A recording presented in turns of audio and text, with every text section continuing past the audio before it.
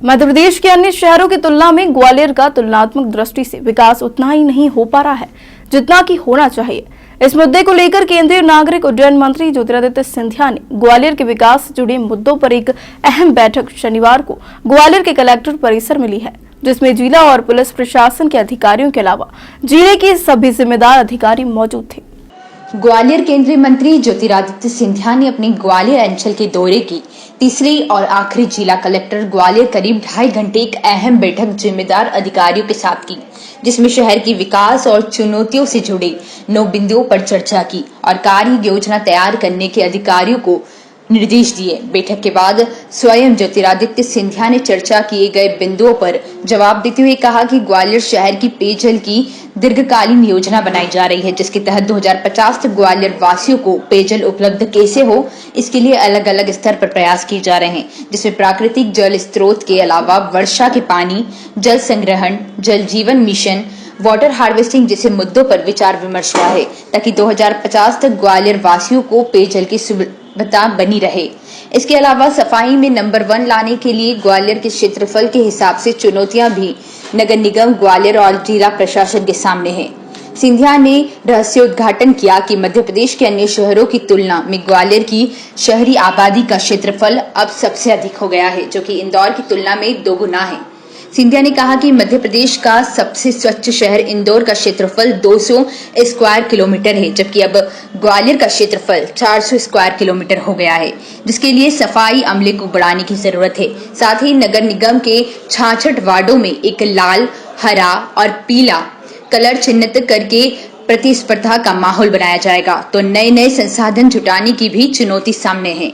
इन्हीं सब मुद्दों पर ग्वालियर के विकास के लिए काम किया जाएगा, जिसके लिए केंद्र सरकार के प्रोजेक्ट से भी मदद मिल जाएगी और राज्य सरकार अपने स्तर पर प्रोजेक्ट को पूरा करने में मदद करेगी। ग्वालियर के अधिकारी इसके लिए भोपाल और दिल्ली में जिम्मेदार मंत्रालयों के सामने प्रेजेंटेशन भी देंगे, जिसका फल आने वाले समय में हम लोग देखेंगे। इसका मुझे पूरा विश्वास है। पानी से जुड़ा हुआ है, जैसे ये कि पिछले महीने प्रधानमंत्री जी जब इंदौर में सीएनजी प्लांट का इनॉग्रेशन हुआ था, तो ऑनलाइन उन्होंने कहा था कि मध्य प्रदेश में जल संरक्षण पर भी काम करने की ज़रूरत है। कई शहरों का वाटर लेवल डाउन है, तो शहर के साथ साथ जो ग्रामीण इलाकों में वाटर बॉडीज हैं पुरानी, उनको ग्वालियर के आसपास का बहुत बड़ा इलाका है, उस विषय में कोई चर्चा नहीं हुई। वहाँ पानी कैसे एकत्रित करें?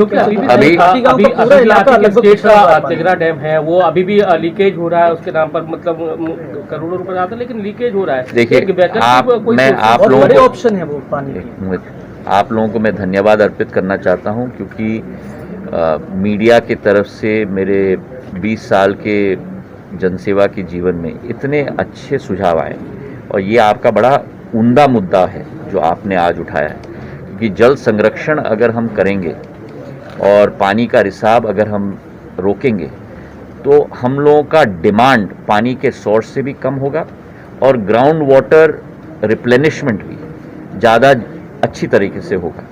और ये आपने बिल्कुल सही कहा कि ग्वालियर चंबल संभाग में स्टेट ज़माने के समय से इतने सारे पानी के स्रोत हैं, और मतलब विश्व स्तर के हमारे स्रोत हैं, पर उनका संरक्षण करना, उनका खुदाई करना, ताकि दोबारा पानी संरक्षण के कार्य में हम लोग उस पर लग पाएँ। और आपको याद होगा के समेत 11 से 51 तक, 11 से 50 तक वो रैंकिंग होना चाहिए पीले में रंग में, और 51 से 66 तक मतलब जिनकी अच्छी स्थिति नहीं है उनकी बोर्ड बननी चाहिए लाल रंग में।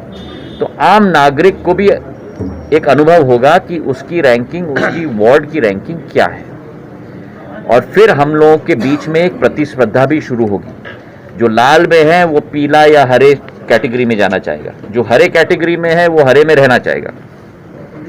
और इसी के साथ एक भविष्य का प्लान भी, अगले 5 महीने का प्लान हमने स्वच्छता के अभियान के लिए बनाया है। ये रहा स्वच्छता का मुद्दा। दूसरा मुद्दा जो हमने उठाया है वो ग्वालियर शहर की पेयजल की समस्या का मुद्दा है।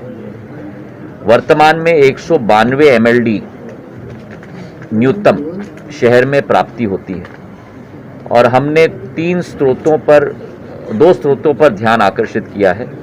एक है चंबल और कोटवार, दोनों मिलाकर 90 और 60 MLD मतलब 150 MLD इन दोनों स्रोतों से आएंगे, और ककेटो पसारी से हमारी कोशिश है कि अतिरिक्त 120 MLD वहाँ से आएगी।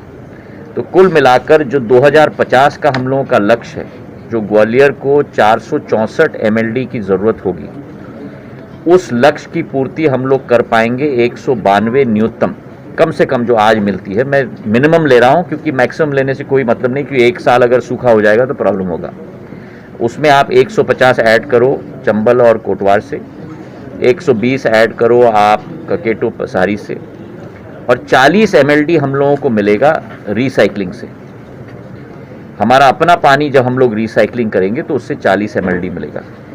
इस आधार पर, इस आंकड़ों के आधार पर 464 MLD की हमारी लक्ष्य की पूर्ति होगी। इसी के साथ हम लोगों को पाइपलाइन डिस्ट्रीब्यूशन की योजना की भी ज़रूरत है।